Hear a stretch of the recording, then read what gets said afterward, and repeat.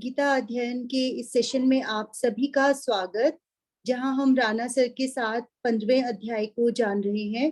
कल हमने 15वें अध्याय के 1 से 8 तक श्लोकों को जाना था कि उसमें हमने अभी तक अश्वत्थ वृक्ष के बारे में पढ़ा है और क्या जाना है वो सब भी हमने कल रिवाइज किया। आज बारी है श्लोक 9 की, 15वें अध्याय का श्लोक 9। सर से निवेदन कि आज की चर्चा को शुरू करें। सर को प्रणाम।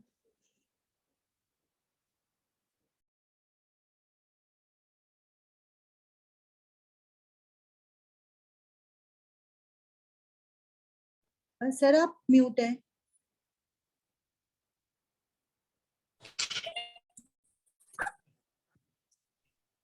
सभी को बहुत बहुत प्रणाम। कल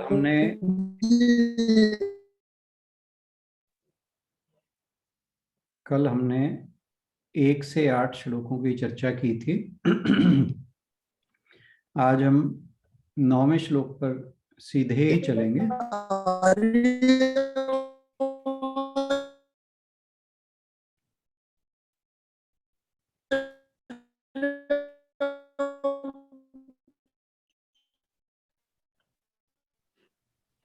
उनका म्यूट है, फिर भी आवाज आ रही है।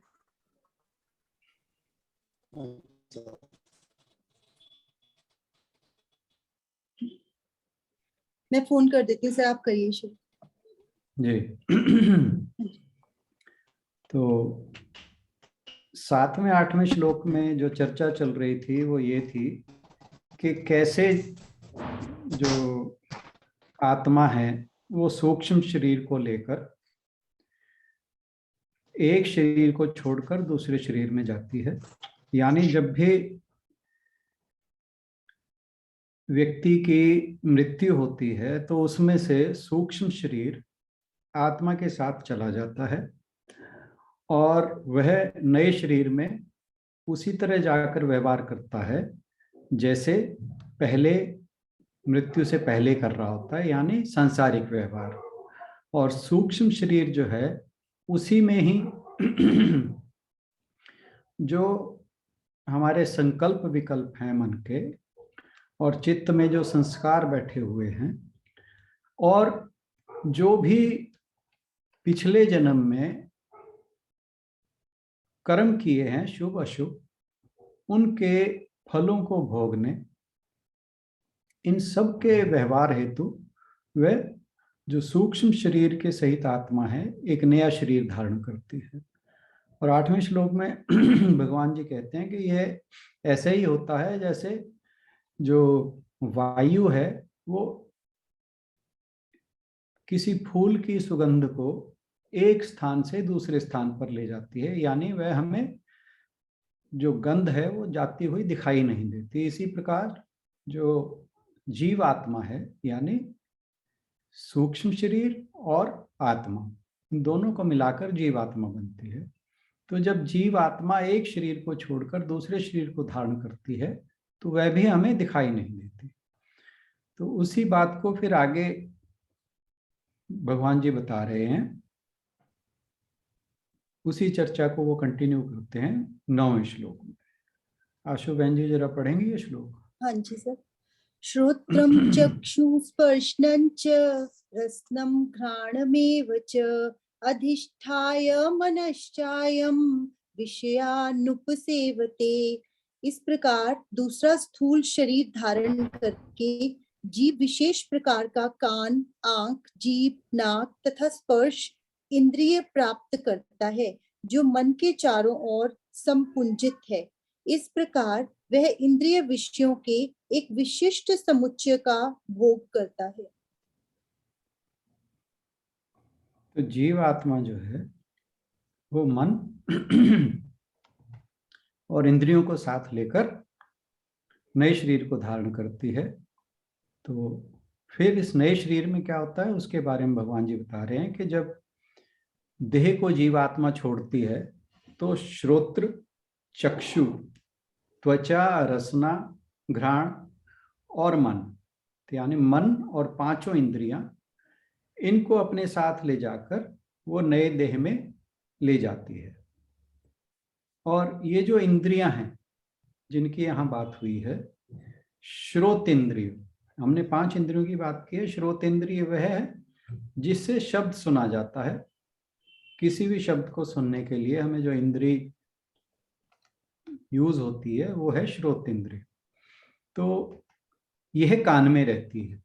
तो मतलब कान के द्वारा हम किसी भी शब्द को इस इंद्रिय जो है इसको यूज करके तब सुन पाते हैं। फिर दूसरी है चक्षु। चक्षु इंद्रिय जो है वो देखने के लिए, किसी भी दृश्य को देखने के लिए हमें चक्षु इंद्रिय की जरूरत पड़ती है। और यह जैसे हम जानते हैं आंख में रहती है। तीसरी है त्वग इंद्रिय। ये जो है ये हमारी त्वचा में रहती है, और जो भी गर्मी या सर्दी है, शीतोष्ण जिसे हम कहते हैं, उसका अनुभव इसी इंद्रिय के द्वारा होता है। चौथी है रसनेंद्रिय। ये जीभ के अगले हिस्से में रहती है और ये स्वाद का अनुभव करती है। स्वाद का अनुभव हमें इस इंद्रिय से होता है। पांचवी है घ्राण इंद्रिय। घ्राण इंद्रिय यानी सूंघने की शक्ति। यह नाक के अग्रभाग में रहती है और जो सुगंध दुर्गंध आदि हैं उनको, उनका ज्ञान हमें इसी इंद्रिय द्वारा होता है। और जो छठी चीज है वो है मन। मन जो है वो संकल्प विकल्प इनके साथ सुख दुख का अनुभव करता है और इंद्रियों के साथ मिलकर, और ये हमारे मस्तिष्क में रहता है। ये जो 5 इंद्रियां और मन है, ये 6 अपने आप में, इनमें कोई चेतना नहीं है। तो ये अपने आप में निर्जीव है। केवल जब ये आत्मा के साथ मिलते हैं, आत्म तत्व के साथ मिलते हैं, चेतना के साथ मिलते हैं, उस चेतना के कारण ये सजीव हो उठते हैं, यानी इनमें जान आ जाती है। क्योंकि जब वो डेड बॉडी को छोड़ते हैं और जब तक नया शरीर धारण करते हैं, उस समय तक उनमें कोई भी क्रियाशीलता नहीं रहती। वो केवल मतलब सूक्ष्म शरीर अगर अकेला बॉडी को छोड़कर जाएगा, देह को छोड़कर जाएगा, तो वो अपने आप में निर्जीव है। आत्मा जो है वो उसमें चेतनता लाती है, उसी की वजह से सूक्ष्म शरीर एक्टिवेट होता है और हमारी बॉडी में यानी नई देह को जब धारण करता है, तो फिर वो जो संकल्प विकल्प हैं मन के और जो इंद्रियां हैं उनको एक्टिवेट तभी होती हैं वो जब उनके साथ आत्मा मिल जाती है। और फिर नए शरीर को धारण करके वो जो अपने संस्कार हैं और कर्मों के फल हैं उन्हें नए रूप से भोगने के लिए फिर से वो प्रकृति के साथ व्यवहार करती हैं और नए शुभ और अशुभ आदि कर्म करती हैं। और इसी प्रकार जो है जीवन मरण का चक्र चलता रहता है। ये 6 इंद्रियां मन के साथ मिलकर, यानी मन और 5 इंद्रियां, तो जो जीव आत्मा है वो अपनी वृत्ति के अनुसार इन के जो विषय हैं उनका उपभोग करती है। इंद्रियों के विषय कौन से हैं? शब्द, स्पर्श, रूप, रस, गंध, ये 5 विषय हैं और इन्हीं के द्वारा जीवात्मा विषयों को मात्रा भी कहा गया है। हमने याद होगा दूसरे चैप्टर में आया था, ये श्लोक था 14वां, मात्रा स्पर्शास्तु तो कौनतेय। तो वहां पे ये बताया गया था कि मात्रा जो है वो विषयों को ही कहा जाता है। तो शरीर में रहकर ये जीवात्मा सूक्ष्म रूप में रहती है, दिखाई नहीं देती, और ये शब्द, स्पर्श, रूप, रस, गंध, इन 5 विषयों का भोग करती है। और जो दिखाई देता है वो चक्षु इंद्रिय से, जो सुनाई देता है वो श्रोत्र इंद्रिय से, जो स्वाद मिलता है वह रस इंद्रिय से, और जो सुख दुख गर्मी सर्दी का अनुभव होता है वो त्वग इंद्रिय से। तो इन पांचों विषयों को, इन पांचों इंद्रियों के द्वारा जीवात्मा इनका भोग करती है। और अनादिकाल से ये चक्र चलता रहता है, और जो जीवात्मा है विषयों को भोगती है, शुभ अशुभ कर्म करती है। उन्हीं शुभ अशुभ कर्मों के कारण ये बार बार जन्म और मृत्यु का कारण बनती है।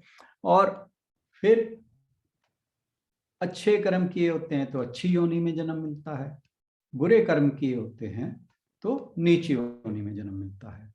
परंतु जब तक ये शुभ अशुभ आदि कर्म चलते रहते हैं तब तक जीवन मरण का चक्र चलता रहता है।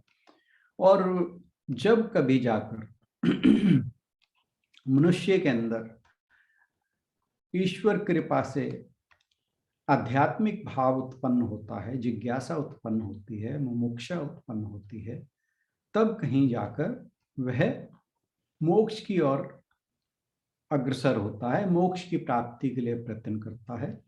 और इसलिए हमारे गीता में और शास्त्रों में बार बार कहा जाता है कि अनादिकाल से हम इस जन्म मरण के चक्र में घूम रहे हैं। कम से कम जब मनुष्य को कुछ ज्ञान हो जाए, कुछ पता लग जाए कि इस चक्र से बाहर आना ही मोक्ष है, तो उसे इसके लिए अवश्य प्रयास करना चाहिए।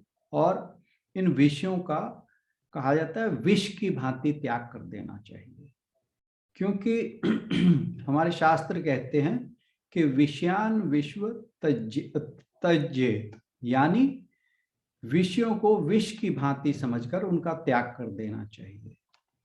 अगर तुम आनंद में ही विषय में ही आनंद समझते हो तो फिर क्या होगा कि उस अज्ञानी मनुष्य की तरह, जो कहा गया है कि रेगिस्तान में सांप की छाया में आराम करने की सोचता है और फिर उस सांप के द्वारा डसा जाता है, उसी के द्वारा उसकी मृत्यु होते है, तो ऐसा ही कुछ ऐसे व्यक्ति के लिए है जो विषयों में आनंद खोजता है। क्योंकि जो आत्मा है उसका तो खोज हमेशा परम आनंद के लिए रहती है, और जो शरीर है वो हमेशा विषयों में आनंद खोजता है। तो जो हैं वो अलग अलग होते हुए भी, साथ साथ होते हुए भी आत्मा परम आनंद की खोज में लगी रहती है, और जो शरीर है जब तक उसमें ज्ञान है मनुष्य के मन में तब तक वह विषयों में आनंद को खोजता है। खोज दोनों की आनंद के लिए है। तो जो विषयों के आनंद हैं उनमें हमेशा सुख और दुख लगा ही रहेगा, और जो सुख है वो उस सांप की छाया की भांति है जो रेगिस्तान में दिखाई देती है। लगता सुख है परंतु वास्तव में वह दुख का कारण है। क्यों? उस छाया का जब आनंद लेने के लिए रेगिस्तान में आदमी बैठता है तो फिर वो सांप द्वारा डसा जाता है।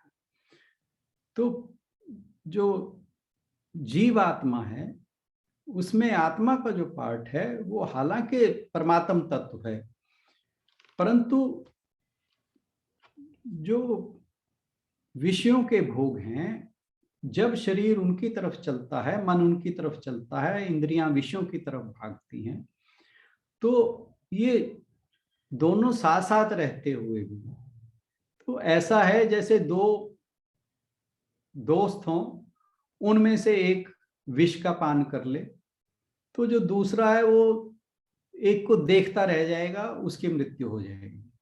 ठीक है, एक दोस्त जो है वो आत्मा है जो देख रहा है, और दूसरा दोस्त वो है जो विष का पान कर रहा है। तो ऐसे ही जो शरीर है वो मन के द्वारा जब विषयों का पान करता है तो वह दुख भोगता है, और आत्मा जो है वो निरंतर परमात्म तत्व की खोज करती है, उसे परमानंद चाहिए। तो ये दोनों की खोज अलग अलग है, परंतु जब व्यक्ति को कहीं ना कहीं से ईश्वर की कृपा से, किसी अच्छे व्यक्ति के संग से, किसी सिद्ध पुरुष के संग से, या किसी तरह कोई भी कारण बने और उसे उसमें ज्ञान का उद्भव हो, तो फिर वो ये दोनों की वृत्ति एक तरफ लग जाती है। यानी जो मन के द्वारा शरीर है और जो आत्मा है, ये दोनों जब एक तरफ लग जाते हैं, यानी परमानंद की खोज की तरफ लग जाते हैं, फिर कहीं जाकर मोक्ष के लिए, मोक्ष की प्राप्ति के लिए प्रयास शुरू होता है। और ये तभी संभव है जब मन और इंद्रियां, ये दोनों, इन्हीं के कारण तो मनुष्य बंधन में जाता है, और यही कारण बनती हैं हमारे मोक्ष का। मोक्ष का कारण ये तब बनती हैं जब ये अंतःकरण की ओर मुड़ जाएं, मानी विषयों की ओर ना जाकर ये अंतःकरण की ओर मुड़ जाएं, ईश्वर की ओर मुड़ जाएं, तब फिर ये जो मन और इंद्रियां थी, जो दुख का कारण बन रही थी, जो बंधन का कारण बन रही थी, वही फिर मोक्ष का कारण बनने लगती हैं। तो इसका जो, इनको मोड़ने का एक ही उपाय है, वो है ईश्वर के प्राप्ति की ओर, ईश्वर की ओर, ईश्वर के मार्ग की ओर या भक्ति की मार्ग की ओर इनको मोड़ना।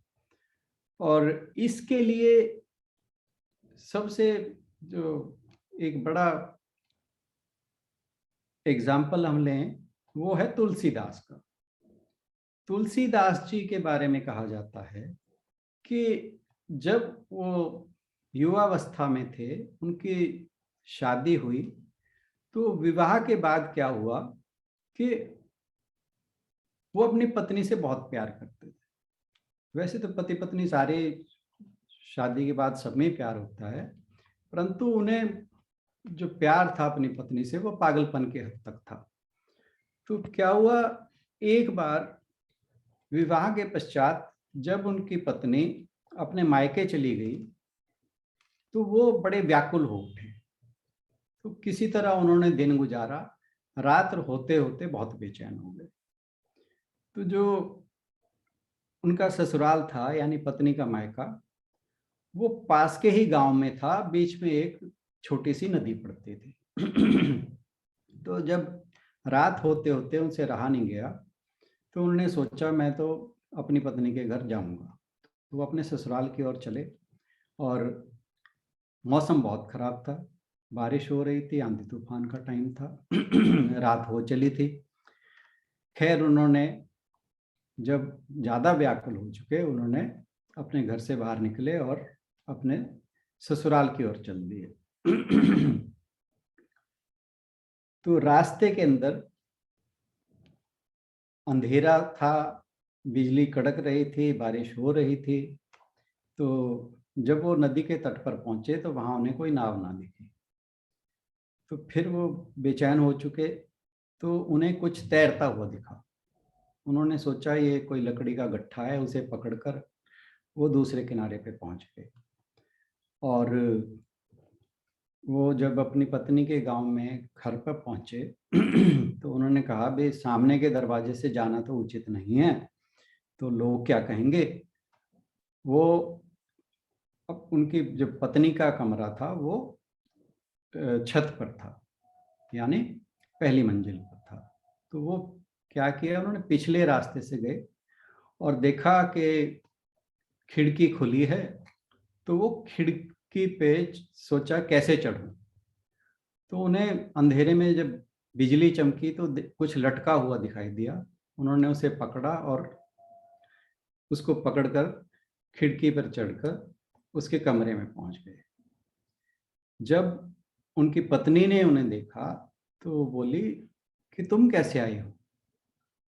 उसने कहा कि भाई, तुलसीदास जी बोले कि मैं तो बहुत व्याकुल हो रहा था तुम्हारे बगैर, तो अभी आया हूँ। और कह रही तुम खिड़की से कैसे आए। तो उसने कहा यहाँ एक रस्सी लटक रही थी, उसे पकड़ कर आ गया। तो उन्होंने बोला दिखाना। जो देखा तो वो एक सांप था। तो सांप को पकड़कर खिड़की में चढ़े, और फिर पता लगा कि जिस लकड़ी का लट्ठा समझकर वो आए थे, वो एक आदमी की लाश थी। उससे तैरकर वो नदी पार की उन्होंने। तो जब उसकी पत्नी को, तुलसीदास जी की पत्नी को पता लगा कि ये ऐसे ऐसे करके आया है, तो उन्होंने उसे ताना देके बोला कि तुम इस हाड़ मास की देह के लिए इतने व्याकुल हो, यही अगर व्याकुलता तुम्हारे अंदर ईश्वर को पाने की होती तो तुम इस जन्म मरण के चक्कर से छूट जाते। इतनी बात सुनते ही तुलसीदास जी का जो पूरा जीवन था वो बदल गया, और फिर उन्होंने जाकर ईश्वर की शरण ली, और करते करते उन्होंने रामचरितमानस लिखे। और मैंने रामचरितमानस में से कुछ चौपाइयाँ ली हैं जो उनके द्वारा लिखी हुई हैं, और वो बहुत ही इस श्लोक के साथ बहुत अच्छी मेल खाती हैं। पहले मैं वो पढ़ूंगा, फिर उनका अनुवाद करूंगा। चौपाइयाँ ऐसे है। सुनहु तात यह अकथ कहानी, समझत बने न जाए बखानी। ईश्वर अंश जीव अविनाशी, चेतन अमल सहज सुख राशि। सो माया बस भऊ गोसाई, बंध्यो कीर मरकट की नाई। जड़ चेतन ही ग्रंथि पर गई, जतपि मृषा छुटत कठिनई। तब ते जीव भव संसारी, छूट न ग्रंथि न होय सुखारी। श्रुति पुराण बहु कहे उपाय, छूट न अधिक अधिक अरुजाए। जीव हृदय तम मोह विशेषी, ग्रंथि छूट कीमी परे न देखी। अंश संजोग ईश जब करी, तबहु कदाचित सो निर्वरी। सात्विक श्रद्धा धेनु सुहाई, जो हरि कृपा हृदय बस आई। जब तप व्रत जम नियम अपारा, जे श्रुति कह शुभ धर्म अचारा। तेई तृण हरित चरे जब गाई, भाव बच शिशु पाई पेनहाई। नोई निवृत्ति पात्र विश्वासा, निर्मल मन अहीर निज दासा। परम धर्म में पै दुह भाई, अबटे अनल अकाम बनाई। तोष मरुत जब तब क्षमा छुड़ावे, धृति सम जावन दे जमावे। मुदिता मथे विचार मथानी, दम आधार रजु सत्य सुबानी। तब मथि काढ़ी ले नवनीता, विमल विराग सुभग सुपुनीता। अब मैं इनका अर्थ करता हूं।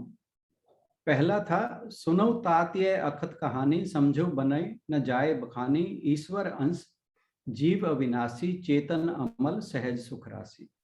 कि हे तात, ये अकथनीय कहानी सुनिए, और ये समझते ही बनती है, कहीं नहीं जा सकती। यानी इसको समझा ही जा सकता है, कहानी बयान नहीं किया जा सकता। क्या है कि जीव जो है ईश्वर का अंश है, और वह अविनाशी, चेतन, निर्मल और स्वभाव से ही सुख की राशि है। तो जीव की यहाँ पर बात हो रही है। फिर आगे कहते हैं, हे गुसाई, वह जीव यानी माया के वशीभूत होकर तोते और वानर की भांति अपने आप ही बंध गया। इस प्रकार जड़ और चेतन में ग्रंथि पड़ गई। ग्रंथि यानी गांठ पड़ गई। यद्यपि यह ग्रंथि मिथ्या ही है, फिर भी उसके छूटने में बहुत कठिनाई है। फिर तीसरा था, तब ते जीव भव संसारी, छूट न ग्रंथि न होई सुखारी। श्रुति प्राण बहु कहे उपाय, छूट न अधिक अधिक अर जाए। यानी तभी से जीव जो है वो संसारी हो गया, यानी जन्म मरने वाला, जिसका जन्म मरण होता है। अब ये गांठ जो है ना तो छूटती है, ना वह सुखी होता है। वेदों और पुराणों ने बहुत उपाय बताए हैं, पर वह ग्रंथि छूटती नहीं, बल्कि अधिक से अधिक यानी ज्यादा से ज्यादा उलझती ही जा रही है। फिर कहा, जीव हृदय तम मोह विशेषी, ग्रंथि छूटकी में परे न देखी। अस संजोग ईश जब करे, तभु कदाचित सो निर्वही। यानी जीव के हृदय में अज्ञान रूपी अंधकार विशेष रूप से छा रहा है, इससे गांठ देखी ही नहीं पड़ती। छूटे तो कैसे, क्योंकि जब अंधकार के कारण ये गांठ दिखती नहीं है। जब कभी ईश्वर ऐसा संयोग उपस्थित कर देते हैं तब कदाचित वह छूट पाती है।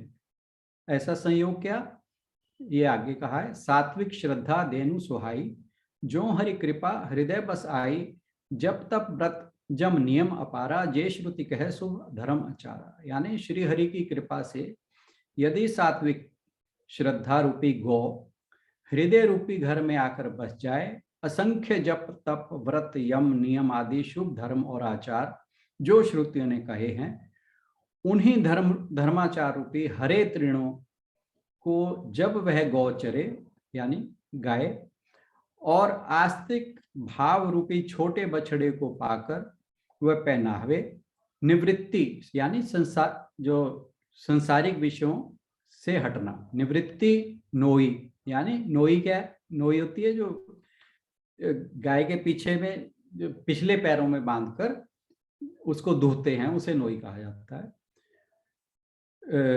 निवृत्ति नोई है, विश्वास बर्तन है, निर्मल मन जो है वह स्वयं अपना दास है, और दूहने वाला अहीर है। परम धर्म में पै दुहि भाई, अवटे अनल अकाम बनाई, तोष मरुत तब क्षमा छुड़ावे, धृति सम जावन दे जमावे। हे भाई, इस प्रकार परम धर्म में दूध दूह कर उसी निष्काम भाव रूपी अग्नि पर भली भांति औटावे, यानी उसे गर्म करे, बार बार गर्म करे, फिर क्षमा और संतोष रूपी हवा से उसे ठंडा करे, और धैर्य तथा शम यानी मन का निग्रह उसे जामन देकर जमावे। फिर तब प्रसन्नता रूपी कमोरी में तत्व रूपी विचार रूपी मथानी से इंद्रिय दमन के आधार पर सत्य और सुंदर वाणी रूपी रस्सी लगाकर उसे मथें, और मथ कर तब उसमें से निर्मल सुंदर और अत्यंत पवित्र वैराग्य रूपी मक्खन निकाल ले। तो ईश्वर प्राप्ति का यह अब उपाय बताया है। आज के लिए इतना ही। धन्यवाद, सभी को बहुत बहुत प्रणाम। Thank you so much sir. बहुत ही अच्छा श्लोक था, और सर ने जो वृतांत ये लास्ट में सुनाया है, जो किस तरह से ईश्वर प्राप्ति करनी है हमने दही जमाने के माध्यम से, तो सर से निवेदन की कल एक बार फिर जब शुरुआत होगी तो इसको जरूर एक्सप्लेन करेंगे सर, ताकि हमें अच्छे से समझ आ सके। और आज के श्लोक का यही मैसेज कि हमें अपनी इंद्रियों की शक्ति जो अब तक बाहर की ओर हमारी भाग रही है, डॉक्टर के भी बार बार यही बात पे जोर दिया करते थे कि उसको अंदर की तरफ मोड़ना है आपने, और ज्यादा कुछ नहीं करना है शायद। और उसका उपाय क्या है और कैसे करना है वो भी हमें धीरे धीरे सीखने को मिल ही रहा है। बहुत प्यारा ग्रुप है जहाँ सबसे कुछ ना कुछ प्रेरणा मिलती है। आज का सर का सुबह का मैसेज भी बहुत ही बढ़िया था, जिससे कि ताकत मिलती है और अच्छा लगता है कि आप ऐसे लोगों के साथ जुड़े हुए हो, और तसल्ली भी मिलती है मन को। Thank you so much sir. कल फिर बात करेंगे अगले श्लोक के साथ। इसी के साथ अगले सेशन की ओर बढ़ेंगे। सर समापन हम लास्ट में ही करने लग गए हैं आजकल दोबारा से। Thank you sir. Gulshan ji से निवेदन की एक बार ओम का जाप करवा दें।